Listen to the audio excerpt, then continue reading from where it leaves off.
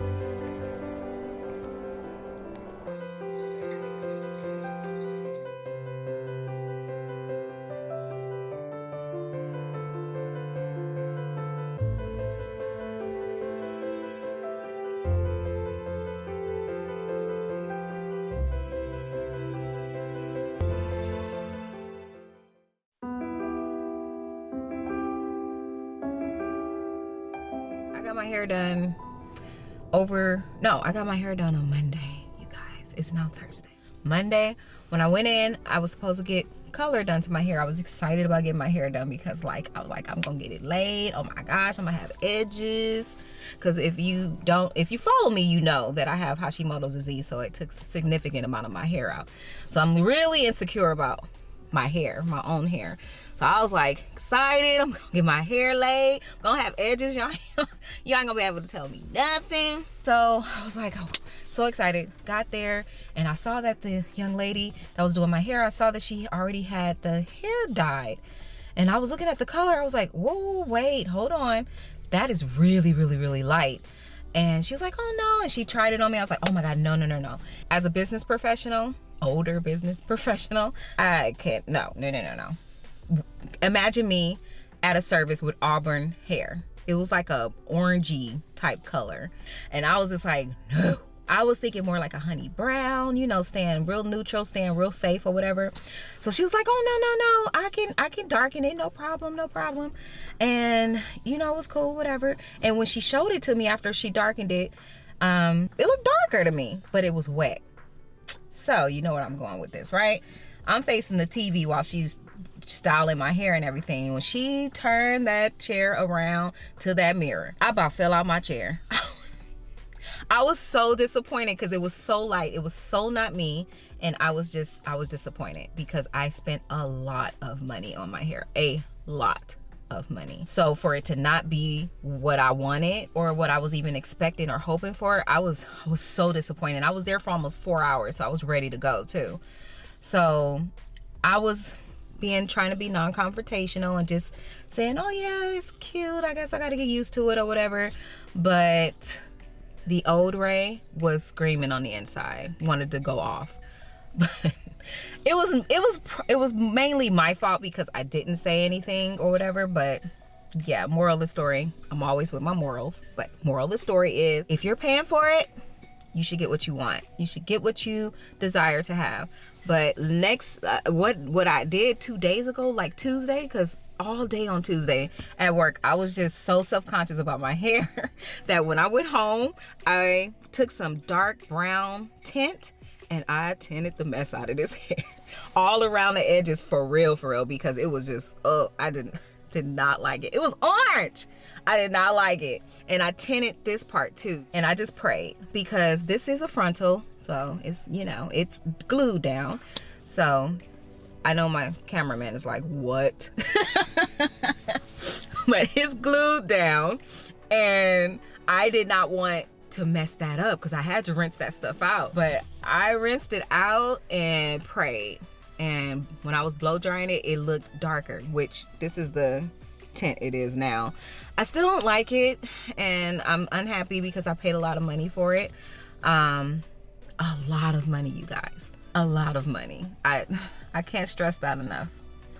But I'm just gonna wear it until it comes off, because I'm gonna get my money's worth. And then I kept saying, if it doesn't work, like if the tint doesn't work, I can always put a wig over it. But like, this is a lot of money. Why would I want to put a wig over it? But I don't even like the texture of the hair. It's so dry. But anyways, I guess we should get back to mortuary business, right?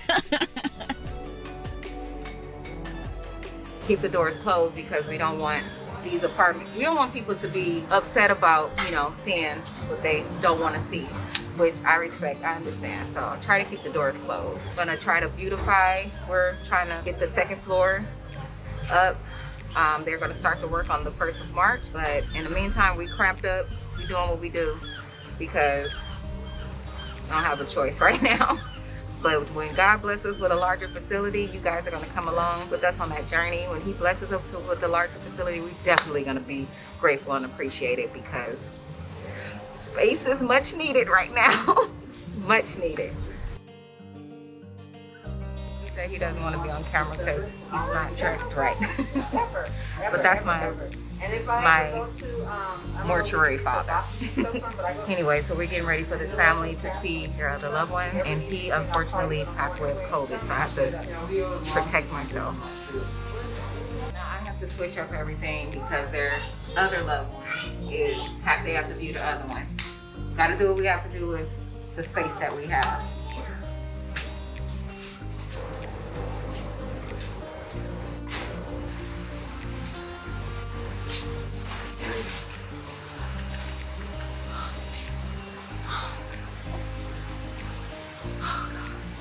I wanted to tell you guys another story. When I first started in this business, it was by accident. Actually, my aunt had a mortuary, so I helped out here and there with it in her mortuary, even though I did not like it. I was so scared of the deceased that I would sit in the front office and literally close and lock the door to where the deceased were, as if they can get up and come get me. Hey, I'm a huge zombie fan, so I'm a believer. So I didn't want nobody getting up, coming, knocking on the door, asking me where they clothes are. So I'm like, no, I'm gonna lock that door. Now I don't think like that, but yeah, back then I did think like 15 years ago. So anyways, I'm aging myself. Well, y'all know I'm 41, whatever. I had a guy, I was in a relationship with the devil, and he did not or could not get a job because he had been incarcerated previously. So long story short, I tried to get him create a job for him, and my aunt's her business, she needed somebody that could go and pick up the remains for her. So I was like, you know what, he can do that and I could do the business part. And so they're, created a business for him, right?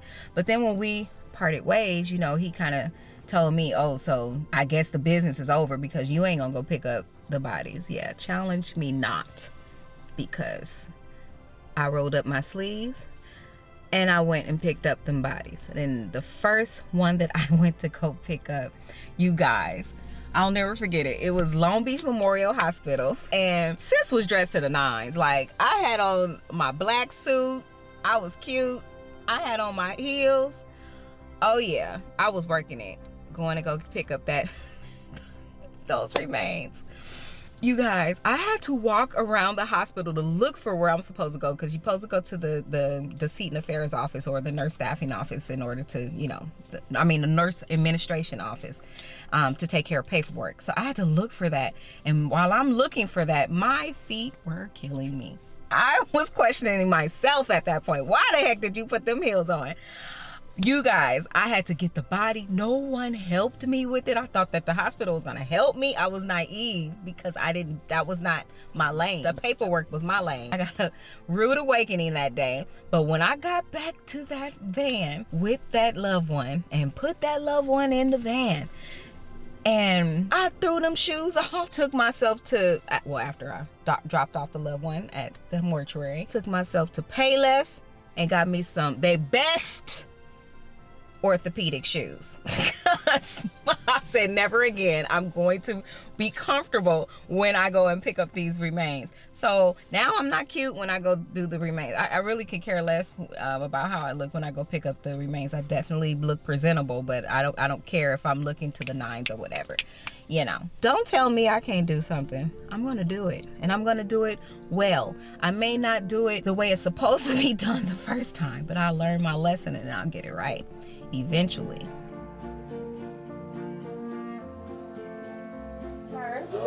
All right, you show her a good time. The casket is open and the veil go across, and the shearing you can still see them because it's see-through, but it's like a pretty lace.